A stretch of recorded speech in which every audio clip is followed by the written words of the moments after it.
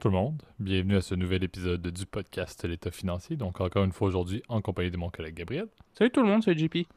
Et pour ce nouvel épisode de la saison 6, on vous fait, et Gab m'a énormément surpris là, en proposant l'un des deux sujets. Là. On ramène quelque chose qui avait été enterré, qui était dans une boîte et qui était avant la. Enterré, t'es dur hein, quand Ben, même. Hein. c'était un peu ça. C'était un avis populaire presque, là, mais c'était la grande passion de Gab à l'époque. Lorsqu'on a commencé le podcast, Gab œuvrait dans un domaine qui permettait beaucoup de trouver des thématiques pertinentes de vulgarisation financière liées aux finances personnelles. Ceux qui nous écoutent depuis longtemps vont savoir exactement où on s'en va. C'est un peu moins le cas maintenant là, dans nos professions respectives et dans nos études respectives. D'ailleurs, là, on a moins de sujets pour couvrir des dans vos poches. Donc, un des fameux segments fondateurs du podcast. Donc, on vous fait aujourd'hui un dans vos poches en deuxième partie. On vous commence avec un place au débat. Le place au débat qui devient presque le segment phare du podcast. Avant, c'était le haut son de la cloche. Maintenant, j'avoue qu'on trouve des places au débat quand même assez intéressants dans différents domaines au-delà même de la finance. Là. Donc, on balance un peu les choses cette fois-ci avec un place au débat, comme je dis, et un dans vos poches en deuxième partie. Qui dit opinion implique comme toujours Disclaimer, un bah oui, disclaimer bah oui, mais oui. un peu varié, si on peut dire, là, pas autant axé sur les recommandations, mais plus sur toujours là, le fait d'avoir des discussions ouvertes avec la liberté d'expression et de respecter l'un l'autre sur le genre de sujet qu'on parle. Ça va être le cas encore une fois aujourd'hui avec un sujet un peu thématique économie et politique, là, mais je te laisse, Gab, effectivement entamer avec ta partie importante et significative de l'introduction comme à chaque semaine. Ouais, bah c'est ça. Oubliez pas, comme JP l'a dit, que évidemment tout ce qu'on parle s'agit que de notre opinion personnelle. Il ne s'agit pas d'une recommandation. Je vous invite toujours à vous faire votre propre idée, puis à contacter, consulter aussi un expert qui est autorisé là où vous vous trouvez pour vous émettre des recommandations personnalisées à votre profil d'investisseur. Euh, je pense qu'effectivement aujourd'hui on risque d'être un peu moins dans la recommandation, je dis bien entre guillemets, dans le côté financier, mais donc quand même garder ça à l'esprit évidemment, que ce soit nous ou d'autres personnes, que évidemment nous c'est juste notre passion peut-être vous partager notre opinion, etc. Donc faites-vous votre propre opinion puis consultez un expert si jamais vous avez des questions. Ouais, je trouvais ça cool effectivement de revenir sur un dans vos poches. Je dois t'avouer, là c'est un dans vos poches qui va être, vous allez le voir un peu plus dans la deuxième partie, là, qui va être une espèce de mix entre mon ancienne profession, vous le savez, là, quand j'étais conseiller financier, puis ma profession entre guillemets actuelle. Là, donc, je trouve que c'est un bon entre les deux. Là, donc, je pense que ça vous intéressera effectivement si vous êtes intéressé en côté. Je sais que les vidéos d'immobilier, vous les appréciez, donc je pense que ça va vous plaire. Le deuxième segment, c'est tel le cas, mais je pense que là aussi, le premier segment va être intéressant puisque tu l'as bien dit, JP, on va passer sur un place au débat. Qu'est-ce que tu en penses? Exact. Et puis, tu sais, je pense que c'est important de le mentionner. Là, vous l'aurez remarqué, on publie le podcast sur un timing un peu unique cette semaine. Donc, effectivement, là, c'était un peu plus compliqué, comme ça arrive rarement, là, mais notre fameux lundi de publication et ou d'enregistrement n'a pas fonctionné pour X, Y raison. Là. Donc, ceux qui sont des habitués, on vous salue en ce mardi soir où on enregistre ici au Québec. Mais publication qui va se faire plus vers le milieu de la semaine.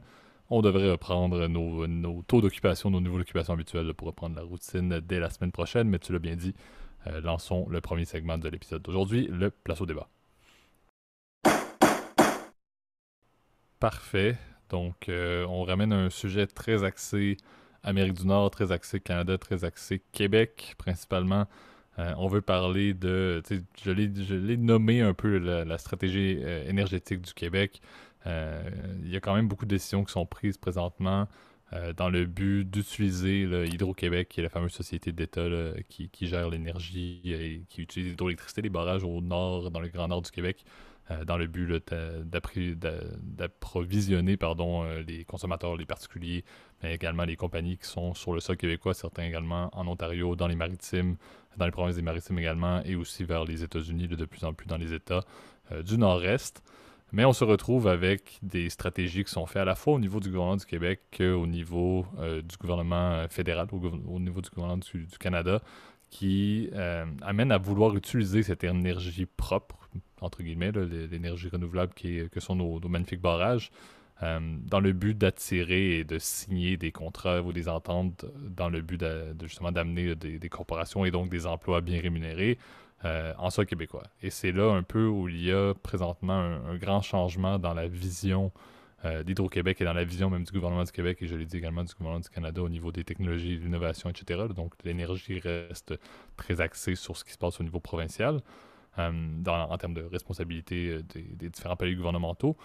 Mais on se retrouve pour la première fois, et encore une fois, je suis québécois, j'y suis depuis plus de 20 ans. Et j'avoue que c'est la première fois où je vois là, Hydro-Québec et des campagnes publicitaires qui incitent les consommateurs particuliers, donc la consommation personnelle, là, qui fait en sorte que lorsque je pars la magnifique en bon québécois, la switch ou l'interrupteur de n'importe quelle source d'alimentation de Nos, mon condo. nos collègues, en tout cas de l'autre côté de l'Atlantique, sont en train de se barrer quand même, hein, je précise. Absolument, mais je ne peux pas ne pas utiliser la terminologie que j'ai utilisée depuis ma naissance dans le pays de l'hiver.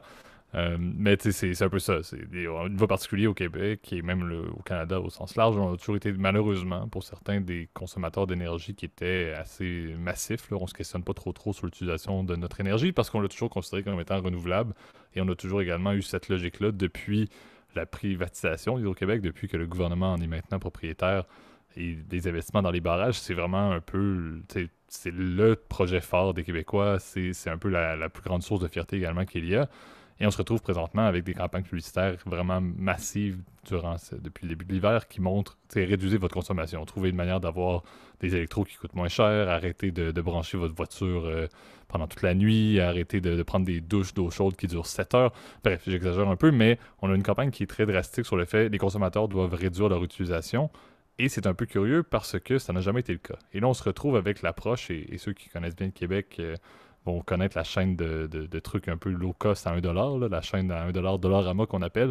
Certains commencent à mettre le label sur l'énergie du Québec comme étant le low cost un peu ou le Dollarama de l'énergie mondiale ou du moins en Amérique du Nord, au sens qu'on est prêt à faire des concessions significatives en termes de coûts pour justement accueillir des compagnies, aller chercher des emplois bien rémunérés et pour ce faire, ben, vraiment dire aux consommateurs particuliers, on a besoin de capacité. T'sais, réduisez ce que vous allez utiliser parce que nous, ce qu'on veut, c'est on veut prendre les surplus et on veut les donner low cost à des compagnies et en fait à des corporations. Et c'est là où moi, ça m'amène un petit peu une réflexion. C'est bien, je suis toujours pour ce qui permet d'avoir la croissance économique du Québec, je suis toujours pour qu'est-ce qui peut amener des bons emplois et justement des compagnies intéressantes.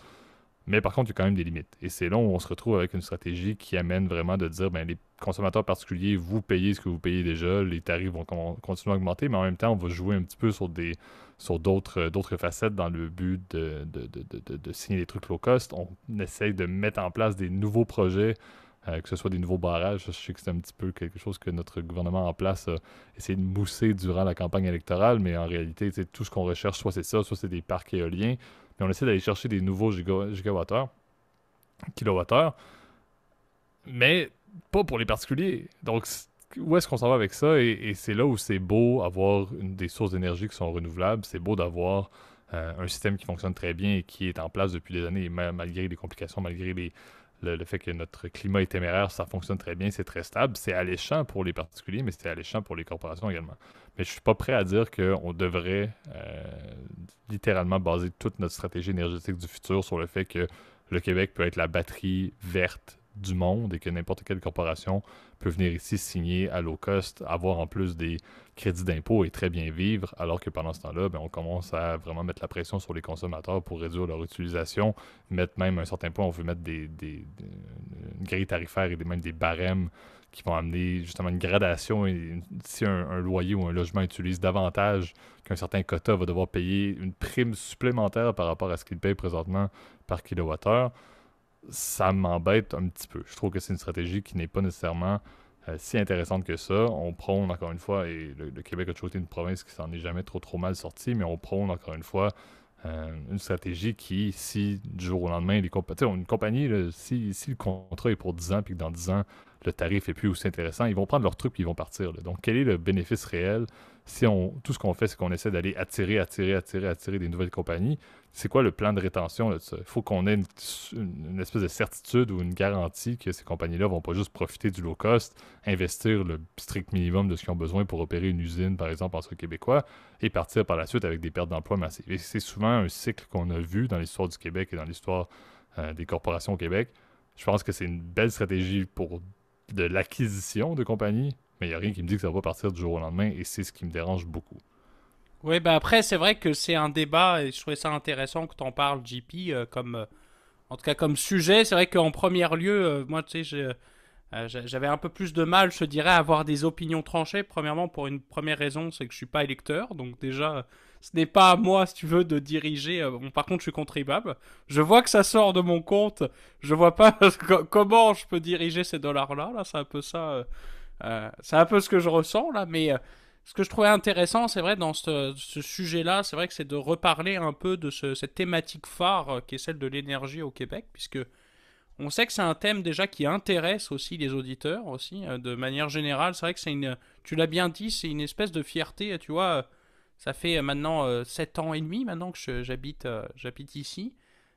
Putain, mon Dieu, les années passent. C'est là où je me rends compte, c'est passé très vite là. Mais et c'est vrai que c'est un thème qui intéresse les gens parce que c'est vrai que c'est une fierté, etc. C'est quelque chose qui a été développé, on le sait, durant la fameuse révolution tranquille où la province est vraiment montée économiquement dans cette période-là, justement quand Hydro-Québec a été nationalisé, tu as dit privatisé, c'est le contraire, hein, ça a été nationalisé où toutes les compagnies euh, privées qui existaient à l'époque étaient regroupées sous le réseau d'Hydro-Québec, qui est aujourd'hui notre compagnie nationale, qui est l'équivalent pour nos auditeurs français de l'EDF en fait, donc au Québec. Donc ils ont un monopole quasiment, un quasi-monopole d'État, puisqu'il y a quelques compagnies par contre régionales, mais qui sont distribuées sur le même réseau, puis sur les mêmes tarifs. Là, donc c'est vrai que c'est une vraie fierté, je te dirais, quand tu entends les gens effectivement parler de Hydro. Et c'est vrai que la province peut se targuer effectivement d'avoir gardé quand même un des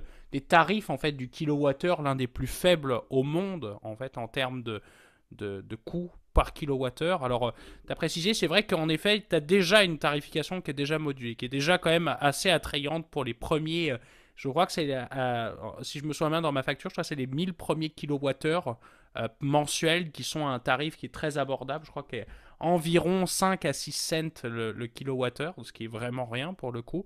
Et ensuite, après, ça passe, c'est quasiment le double. Donc, on passe à peu près à environ 10 cents le kilowattheure.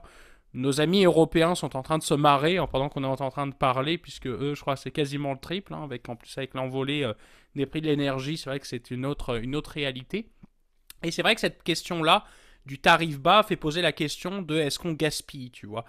Je pense que la vraie priorité, en fait, du Québec, ça va être au niveau de la rénovation des logements, tu vois. C'est quelque chose qu'on parle très peu, en tout cas au Québec, mais c'est vrai que l'état des logements, en tout cas, si vous venez en tout cas dans la belle région de Montréal, vous constaterez que les logements sont des logements, surtout dans les quartiers qui sont plus dans l'est de l'île, sont des quartiers qui sont en fait anciennement ouvriers, si tu veux. Donc les logements sont mal isolés, tu as souvent des pertes énormes de température à cause de mauvaise isolation, des vitres qui sont pas faites. Et c'est vrai que là, cette fameuse campagne dont tu as parlé, elle fait non seulement réaliser qu'il faut faire un vrai effort effectivement au niveau de la réparation de ces logements-là, faire en sorte qu'on puisse économiser.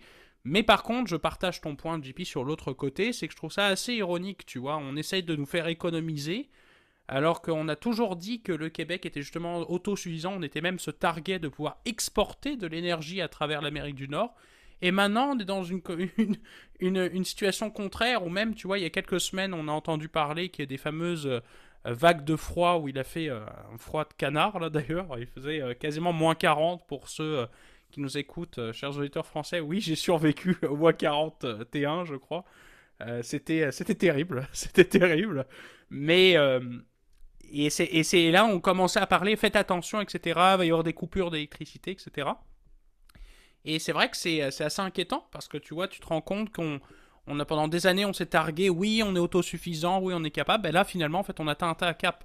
Et quand il va y avoir de nombreux l'électrification des transports, il va falloir se poser la question de combien va avoir besoin de kilowattheures en plus avec les véhicules électriques. Tu as parlé de faut brancher son véhicule le soir, mais pour le moment, c'est une minorité de gens qui le font, tu vois. Donc aujourd'hui, il va falloir penser effectivement à l'énergie du demain. On avait déjà fait d'ailleurs un épisode, je crois, ça fait un petit bout sur les fameuses smart grilles, les grilles électriques intelligentes. Mais c'est vrai que c'est des choses qu'il va falloir réellement implémenter. Donc je pense que la priorité est vraiment au niveau de la...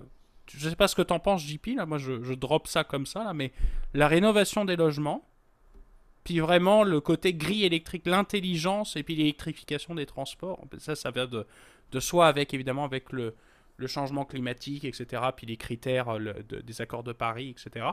Donc, il va falloir se poser évidemment toutes ces questions-là. Alors, je sais que cette discussion-là va être un peu moins financière, mais c'est vrai qu'elle est intéressante parce qu'elle a des implications évidemment sur notre économie, sur la façon évidemment de comment nous on va investir de manière massive, si tu veux, dans les transports, dans les matériaux de demain, dans par exemple sur l'investissement dans les ressources énergétiques. Tu l'as bien dit, tu as parlé de barrages, mais il y a eu des projets qui ont plutôt foiré d'ailleurs.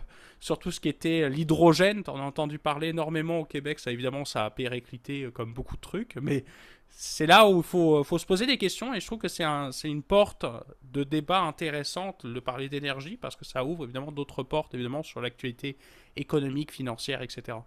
Exact. Tu sais, je pense que tu l'as soulevé. Ce qui est curieux, c'est qu'on sent un peu le sentiment. Moi, c'est le sentiment que j'ai du moins, là, mais on sent un peu de l'urgence dans la politique actuelle et dans la stratégie actuelle.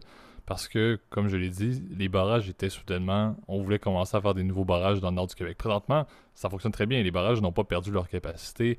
Le volet énergétique du Québec fonctionne encore très bien et très centralisé sur l'hydro. Mais il y a eu une discussion au point de dire non seulement les coûts d'un barrage c'est assez élevé, il y a des coûts environnementaux, il y a des coûts financiers, on ne va pas embarquer dans ce débat-là, mais c'est le fait que la mise en place d'un barrage prendrait possiblement trop de temps pour le besoin actuel du Québec d'aller développer de la nouvelle capacité énergétique. Et moi, ça me dit, ben mon Dieu, comme tu disais, on voulait presque trouver une manière de faire des lignes à haute tension autant que l'État de New York en voulait, on allait en faire parce qu'on avait tellement de surcapacité. Et là, soudainement, on est en train de se dire que ça nous prend des projets éoliens parce que c'est plus rapide de faire un parc éolien que de faire un barrage hydroélectrique dans le nord du Québec. Je me dis, il y a un problème. Il y a vraiment un changement assez drastique et notoire de la position du Québec sur le fait que, ben, où sont passés ces surplus-là. Et moi, je le vois vraiment comme je l'ai mentionné au tout début, c'est qu'on garantit une capacité, on garantit des contrats énergétiques envers des corporations. Et là, soudainement, si c'est signé auprès de corporations, ça va être utilisé. Là. Le Québec a énormément de ressources dans l'aluminium, entre autres, qui est extrêmement énergivore. Et là, on se rend compte que, est-ce que c'est beau amener des compagnies et amener des emplois? Oui, bon, ça, c'est du positif, mais dans des industries qui sont hyper énergivores, qui vont venir s'installer au Québec parce qu'on est en mesure d'aller obtenir un bloc fixe d'énergie qu'ils peuvent utiliser sur une période de temps à faible coût et que ces blocs-là, par la suite, deviennent hyper restrictifs sur les autres besoins qui n'ont aucun rapport avec les corporations. C'est un peu ça mon problème que je vois présentement. Et c'est beau avoir de l'énergie verte, mais si elle sert à utiliser dans des énergies qui sont énergivores et qui sont très polluantes, à mon avis, on a quand même des problèmes. Donc c'est là où je sais pas trop c'est quoi cette stratégie-là. J'ai quelques problèmes et je pense que ma vision transparaît énormément dans mes propos, là. Le Québec, encore une fois, est basé sur le fait que c'est important que les 8-9 millions de Québécois soient en mesure d'avoir de l'électricité et on est en mesure de faire de l'argent en exportant. À moins 40, j'espère que c'est important quand même, mais bon. Ben, exactement, mais dans ma tête, c'est la priorité d'Hydro-Québec, c'est quoi? Mais ça devrait être ça. La priorité ne devrait pas soudainement devenir allons chercher des emplois en signant des contrats partout avec n'importe qui en veut et qui est prêt à mettre une usine avec 100 personnes qui vont être rémunérées à 100 000 $ par année pour un emploi.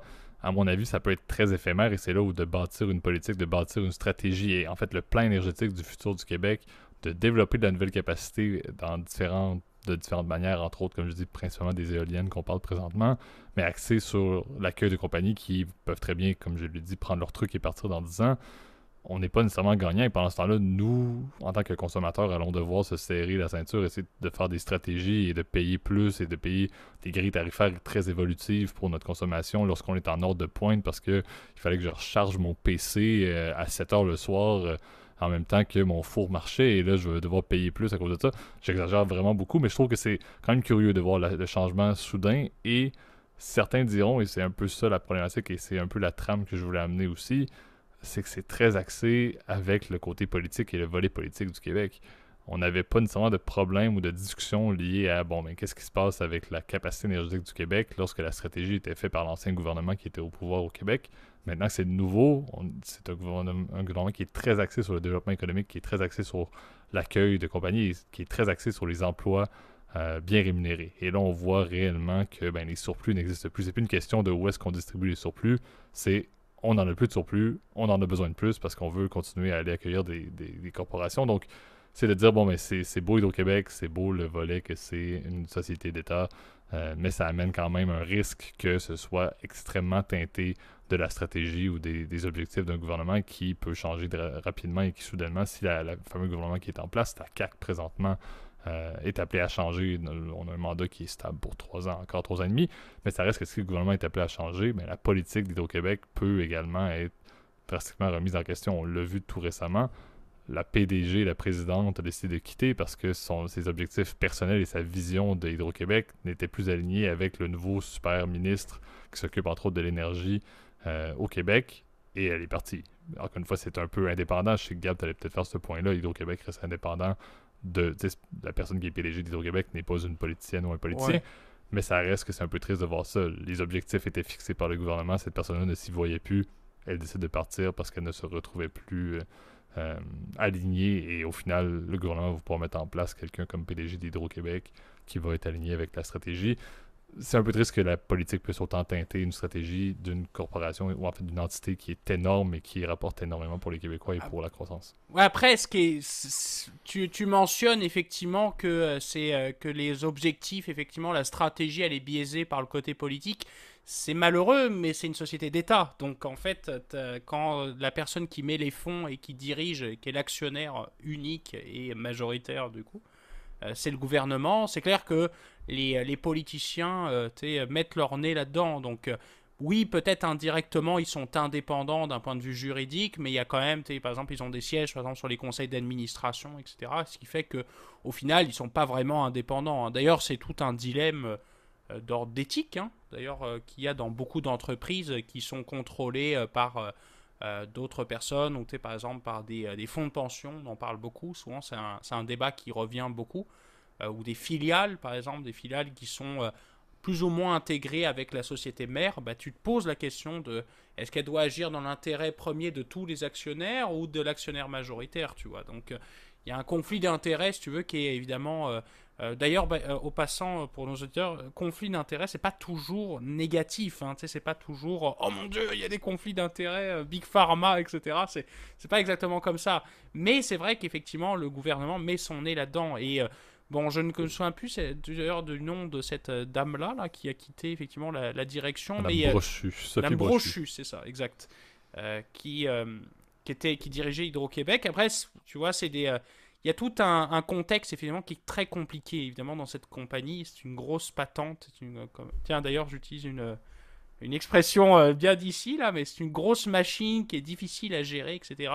Donc, je pense qu'il y avait effectivement une différence stratégique, mais je pense qu'il y a une organisation aussi qui est très complexe, tu vois, à gérer. Donc, c'est évidemment ce qui est complexe, évidemment, dans cette situation-là, de se retrouver avec une entreprise qui, tu peux pas l'amener aussi où tu veux. Les projets mettent énormément de temps à se faire, puisqu'évidemment, un barrage, ça se fait pas en quelques temps, ou champ d'éoliennes. Bon, j'y crois d'ailleurs assez moyen, de tous ces projets d'énergie renouvelable. Je pense que, enfin, en tout cas, d'éolien solaire, etc. Je trouve que le rendement n'y est pas intéressant. Vous connaissez mon opinion, évidemment, sur cette énergie-là, parce que j'ai été assez critique, évidemment, de cette énergie-là dans les précédents épisodes.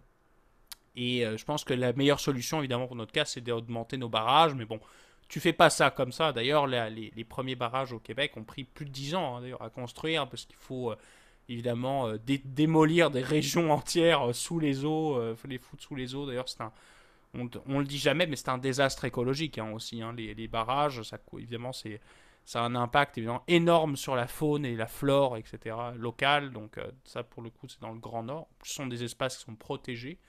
Donc il y a tout un dilemme évidemment qui est à créer évidemment quand il y a des nouvelles constructions de barrages qui se font. Et ça, je pense que c'est évidemment un premier point. Le deuxième point, c'est vrai qu'il y a le côté politique. Je voulais quand même revenir là-dessus, puis je pense qu'après on aura fait le tour évidemment de ce segment-là. Tu mentionnes effectivement que l'agenda de la CAQ, c'est d'abord de focuser sur les emplois. Bon, je pense qu'ils sont d'abord focusés sur les voix qu'ils vont ramener, c'est plus ça. J'ai peut-être une vision un peu cynique de la politique, mais je suis habitué maintenant avec les deux pays dans lesquels je partage en tout cas l'actualité, puis plus peut-être mon opinion politique, on va dire ça comme ça.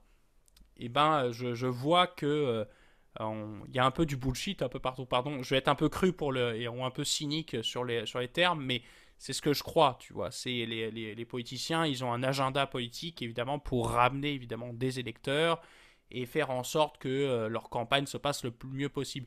Et ça marche bien, c'est de dire on crée des emplois, on développe les régions éloignées, on amène des emplois qui gagnent bien pour nos jeunes diplômés, etc. Moi, j'y crois moyen. Dans les faits, en fait, il y a beaucoup de gouvernements qui se sont dit bon, nous on fait ça, on lance tel ou tel projet, puis ça périclite. Donc, je pense qu'il faut avoir une vision en fait d'ensemble qui est cohérente, stratégique, mais faut vraiment être ambitieux aussi aujourd'hui pour lancer des projets d'infrastructure majeurs. Et c'est vrai que ça prend énormément de temps.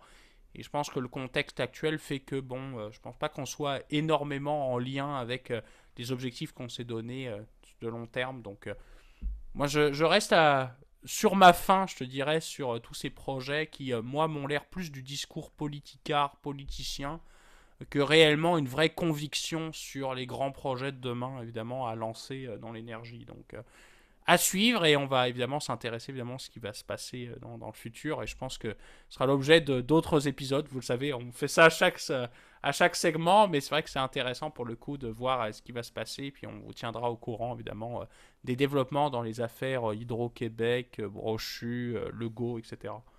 Absolument. Ben, je pense que ça fait. Puis on n'en parle pas assez souvent, je trouve. C'est très intéressant de parler de certains fleurons. J'ose utiliser ce terme parce qu'il en reste de moins en moins au Québec.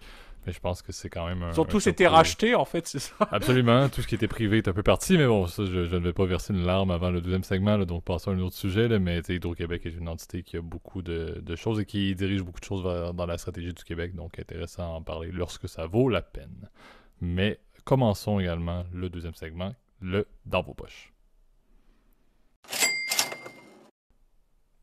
Parfait, et j'avoue que en le disant, j'ai failli même pas l'y croire et de même pas me souvenir exactement des trois mots que compose ce segment qui, comme je l'ai mentionné au tout début, on ne le fait pas souvent, mais lorsqu'on le fait, on en fait avec des sujets intéressants et merci Gab d'avance pour celui que tu nous as proposé. On veut parler des évaluations immobilières, donc sont-elles fiables? C'est un sujet, je sais que Gab est un énorme fan d'immobilier, là, donc ça, je vais te laisser rapidement la parole et la place pour enchérir par la suite sur ce que tu mentionnes, mais c'est quelque chose qui est quand même assez cohérent. Là. Ça fait 2 ans que je me suis installé dans le Grand Montréal dans un bloc de condominium et c'est assez évident que le Grand Montréal le veut et les dernières années l'ont voulu. Il y a eu beaucoup d'achats et de ventes, la mienne incluant avec évaluation qui a permis de savoir bon à quoi ressemblait globalement la valeur de la propriété, même si ce sont des trucs qui sont périodiques.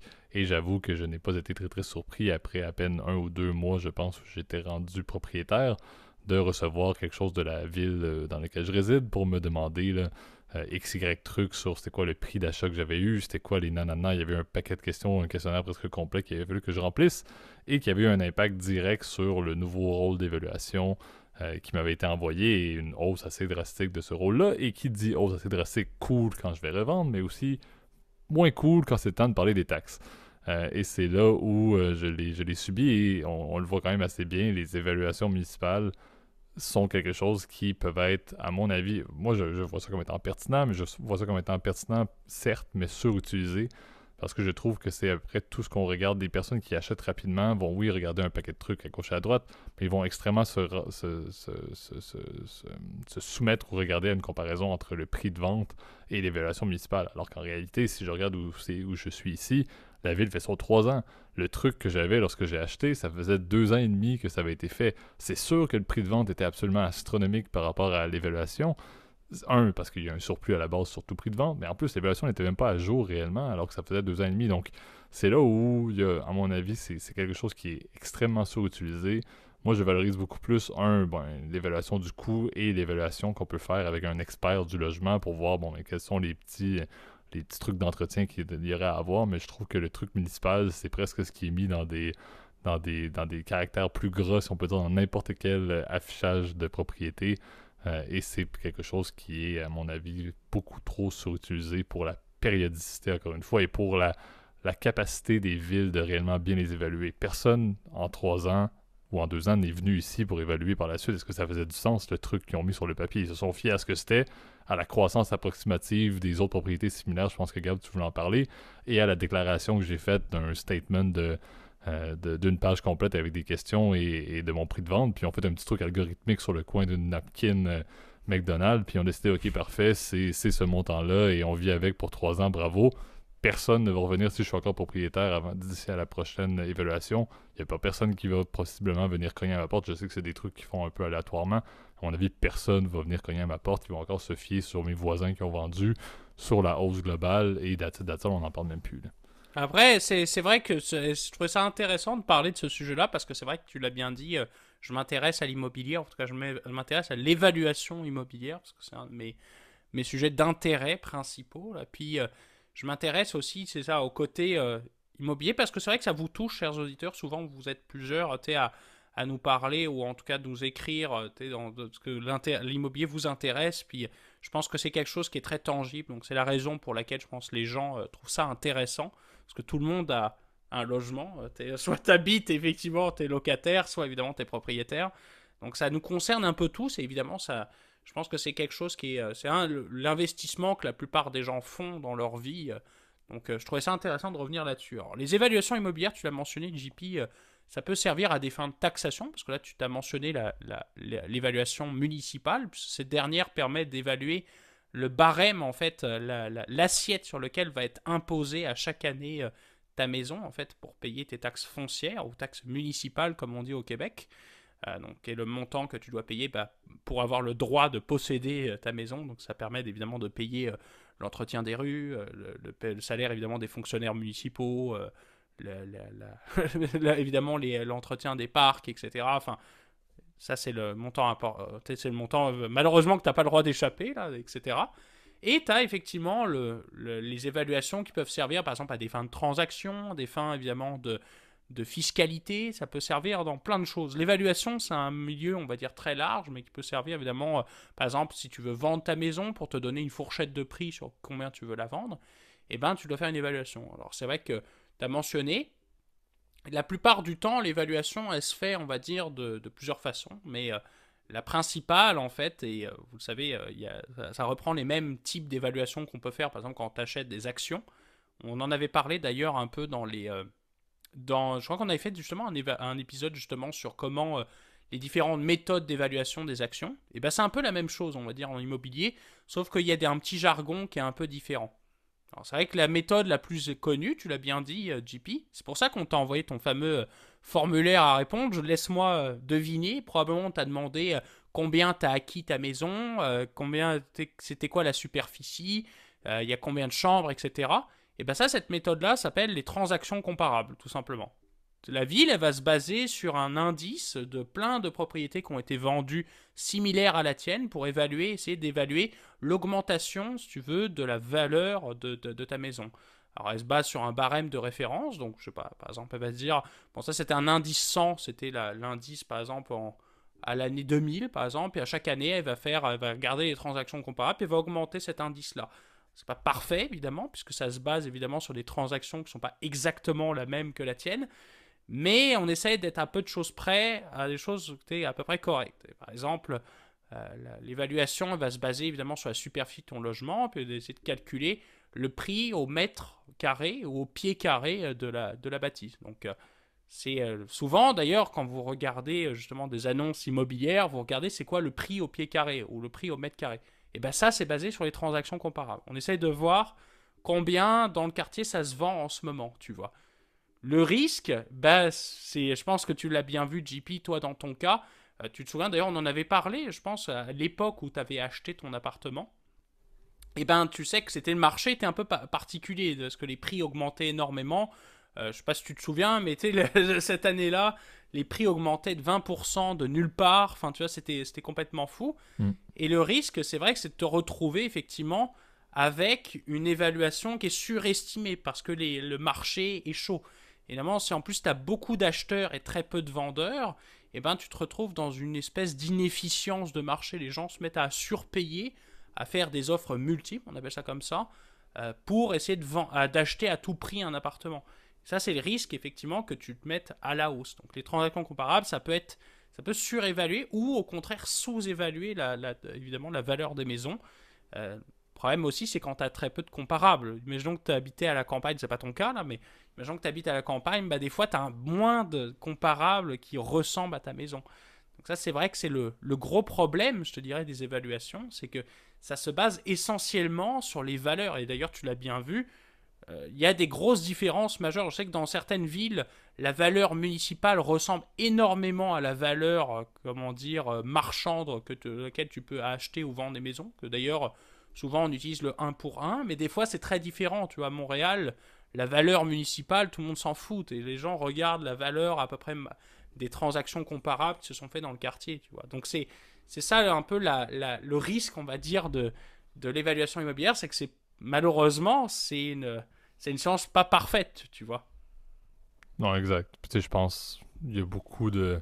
C'est intéressant, en fait, ta logique d'aller vers la modélisation, les modèles qui sont utilisés, parce que j'avoue que même moi, je trouvais que c'est un peu méconnu, là. J'ai toujours été en faveur de ça, mais extrêmement maintenant, en fait, depuis que quand je n'étais pas propriétaire, je trouvais ça pertinent. Maintenant que je suis propriétaire, je trouve que ça devient un peu redondant. Mais tu sais, je pense que ça permet, encore une fois, il faut que ce soit calculé et utilisé d'une manière adéquate parce que c'est également ce qui est utilisé beaucoup pour des indicateurs. Je sais qu'entre autres, l'employeur pour mon employeur actuel a un indicateur qui est fortement basé pour définir la hausse justement du coût des propriétés. Ben, ça se base en partie sur cet indicateur-là. Si c'est mal fait, si c'est pas fait par des professionnels, si c'est pas calculé de manière adéquate, ça peut également retirer beaucoup d'intérêt vers des portraits que sont donnés par des indicateurs clés qui sont utilisés, que ce soit par les banques ou par les gouvernements par la suite. Donc, je pense que c'est la force de l'évaluation immobilière doit absolument être maintenue au fil du temps dans le but justement de ne pas se faire surprendre comme c'est arrivé en 2008-2009 avec des trucs qui étaient un petit peu n'importe quoi. Il faut que ça soit relativement flexible et sensible aux hausses et aux baisses, sans quoi on se retrouve avec quelque chose qui ne fait pas de sens et qui va justement complètement perdre son utilisation. Donc, c'est un peu la raison pourquoi je pense que c'est bien qu'on en parle, c'est bien qu'on l'aborde, alors qu'on le prend souvent pour acquis et on ne se questionne pas réellement comment ça se produit. J'en fais partie. Mais je pense, et encore une fois, c'est là le fait que c'est le genre de sujet qui t'intéresse, parce que t'es le genre de personne qui va aller dans le pourquoi du comment de trucs que personne d'autre ne se pose réellement. C'est Non, un classique. c'est mon côté un peu spectre, là, comme on fait la blague. Là. Rien C'est- contre, là. D'ailleurs, passant, c'est une blague. Hein. N'allez pas penser que j'ai quelque chose contre ça, mais c'est une autocritique à moi-même. Là. Non, c'est un classique. C'est le genre de truc où tu vas t'intéresser à un truc, passer la nuit là-dessus et finalement on fait un podcast et après ça tu n'en parles plus pour le restant de ta vie. C'est un peu le concept de ça, mais je trouve que ça amène quand même un intérêt parce que tu l'as dit, la période actuelle est en grande transition aussi. Si on parle en termes d'immobilier, plusieurs personnes ont acheté, se retrouvent maintenant dans des situations un peu problématiques avec la hausse des taux. C'est du variable, des personnes commencent à acheter, signent des taux qui sont un peu ridicules. Les transactions immobilières ont été mises un peu sur pause, ça a réduit drastiquement, mais ça va reprendre lorsque le contexte va revirer un petit peu. Et c'est là où, encore une fois, on va retourner vers une tangente où les évaluations vont prendre, encore une fois, une part importante des décisions, que ce soit d'achat, de vente ou même de maintien. Donc, je pense qu'il y a beaucoup d'intérêt à le voir un peu plus en détail. Oui, puis d'aller voir aussi des méthodes d'évaluation alternatives, tu l'as bien dit, JP, parce que c'est vrai que quand le contexte de marché change, et ben c'est là où justement il faut aller au-delà juste des comparables, tu vois. Surtout que quand il y a effectivement un marché qui est un peu en pause, tu l'as bien dit, et ben c'est là où justement un professionnel qui connaît les méthodes d'évaluation va utiliser des méthodes alternatives. Alors, la plus, la plus connue, en dehors des comparables, la plus connue, c'est la méthode du revenu. Alors, bon, la méthode du revenu, c'est qu'on va essayer de projeter comment la bâtisse elle va rapporter de revenus si jamais elle était louée, moins les dépenses qu'elle va faire. Exemple, je prends ton appartement JP, je pourrais supposer que je le loue, combien je pourrais le rapporter, et puis combien ça me coûterait pour pouvoir l'opérer, donc par exemple les taxes foncières, etc. On ferait évidemment des scénarios, je ne vais pas rentrer trop dans les détails, là, parce que c'est un truc de gourou ou d'amateur, évidemment, de finance, où on va faire des hypothèses, évidemment, de calcul, et dans lequel on va le ramener dans une valeur présente. Et ben ça, c'est la méthode du revenu. Et c'est celle qui va être utilisée. Et ça, c'est peut-être le conseil que je vais pouvoir vous donner, c'est qu'au lieu de se fier uniquement à l'avis d'un agent immobilier, qui est, lui, va vouloir pousser la valeur le plus vers le haut, puisque sa commission dépend de la valeur de la transaction, et bien parler à un professionnel de l'évaluation agréé. Parce qu'au Québec, par exemple, on a un ordre qui s'appelle l'ordre des évaluateurs agréés du Québec. Facile, hein.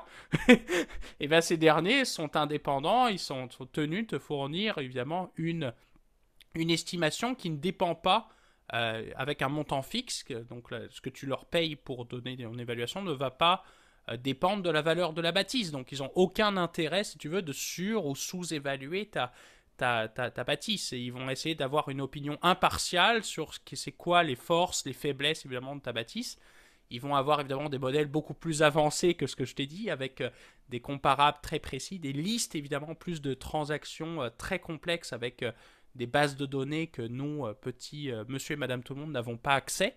Ce qui va te permettre évidemment d'avoir une estimation ultra précise évidemment de combien ça vaut. Et puis ça, tu vois, dans mon ancien passé de conseiller financier, nous, par exemple, on faisait affaire avec des évaluateurs agréés pour avoir, je sais pas, par exemple, une valeur pour des fins de financement, etc., à des fins de fiscales aussi, parce que ça peut être utile. Donc, je pense que c'est important, évidemment, de parler à un professionnel, pour le coup, qui maîtrise toutes les valeurs, les méthodes d'évaluation. Il y en a d'autres, je ne vais pas en parler parce que ça prendrait trop de temps, mais principalement, n'oubliez pas, la méthode du revenu. Donc, on essaye de projeter la valeur future en fonction de ce que va rapporter la bâtisse moins les dépenses. Et la méthode des comparables qui va se baser sur des valeurs observées, soit de marché ou des transactions comparables, tu vois. Donc c'est un peu ça. Soit tu as une valeur absolue, soit tu as une valeur relative par rapport à un échantillon de comparables. C'est ça la clé dans l'évaluation immobilière.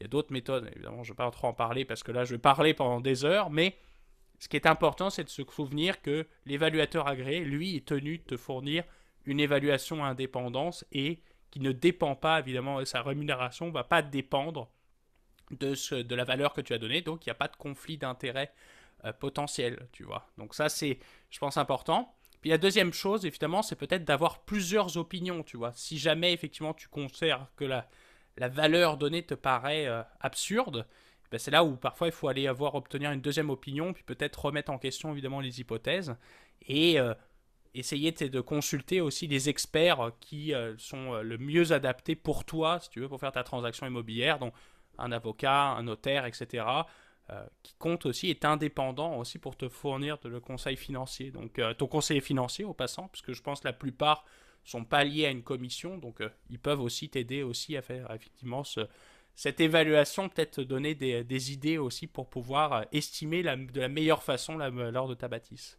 Exact. Ben, tu sais, je pense que t'as fait un bon Je, topo. Là. T'as pas je mal. jette le micro, je pense que Ah, c'est... absolument, absolument. Mais je pense que t'as fait le tour. Tu sais, je le disais aussi, les dans vos poches sont souvent des vulgarisations quand même en détail, mais restent compréhensibles. Là. J'avoue qu'en tant que moi-même, quelqu'un qui avait un intérêt modéré là-dessus, clairement par rapport à toi, en a appris beaucoup. Là. Donc j'espère que c'était la même chose pour vous, chers auditeurs.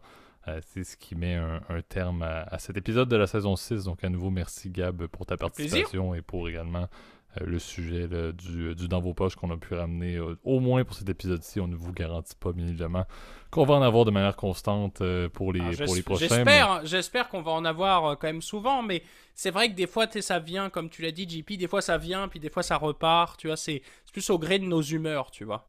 Effectivement, et au gré du contexte, encore une fois. Donc, merci tout le monde à nouveau pour votre écoute. Comme à l'habitude, vous pouvez nous retrouver de manière très simple sur YouTube, là, notre plateforme clé, dans le but de mettre des commentaires publics ou des idées de sujets ou des opinions dans la zone commentaires. Par le fait même, si vous avez apprécié la vidéo, allez mettre un like, allez vous abonner à la chaîne et mettez la cloche pour les notifications.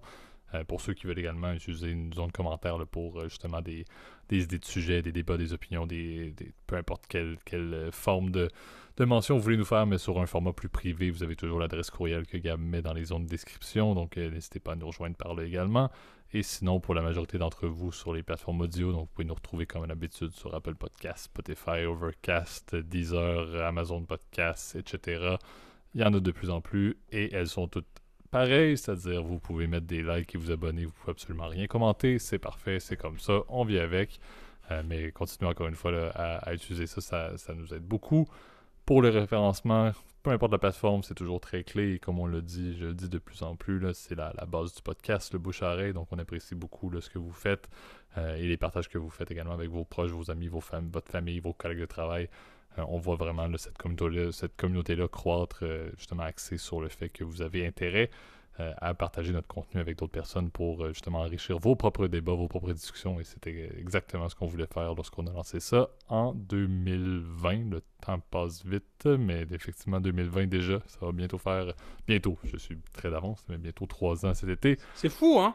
Ça Absolument. passe tellement vite, hein. Mais C'est bon. assez impressionnant, mais on va rendre l'antenne pour ne pas faire un épisode complet jusqu'en juin parce qu'on a quand même fait quelque chose d'assez conséquent aujourd'hui. Donc merci Gab et bonne semaine tout le monde. Bonne semaine tout le monde.